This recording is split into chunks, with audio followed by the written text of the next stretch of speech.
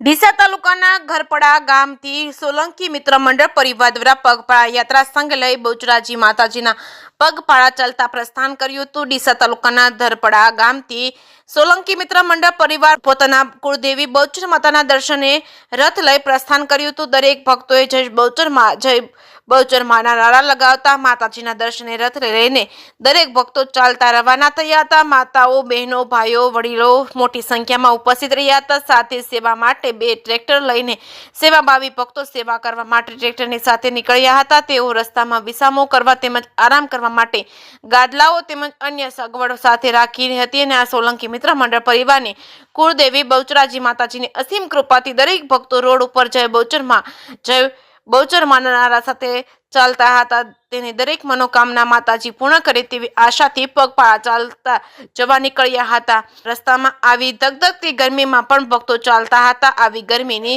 પરવા કર્યા વગર ચાલવામાં માતાજીના દર્શન માટે હર્ષ ઉલ્લાસ જોવા મળી રહ્યો છે। જે કે ગુજરાતી સાથે પ્રવીણ પંચાલ, પાટણ। આજે તારીખ 8/4/2025 ની મંગળવારના રોજ ધરપડા ગામથી બહુચરાજી દર્શન કરવા માટે પગપાળા યાત્રા સંઘ નીકળે છે। તમારા કેટલા માણસો હશે આ ભક્તો? અંદાજે 300 થી 350 માણસો સંઘમાં જોડાયેલા છે। આપ રથ લઈને નીકળેલા છો? હા, રથ લઈને નીકળ્યા। બહુચરાજી ક્યારે પહોંચશો? અમે 13ના દિવસે બહુચરાજી પહોંચી જઈશું। આપનો પરિચય? મારું નામ સોલંકી દજુજી અમીરજી, ગામ ધરપડા, તાલુકો ડીસા અને સર્વ અમે સોલંકી મિત્ર તરફથી આયોજન કરવામાં આવેલ છે।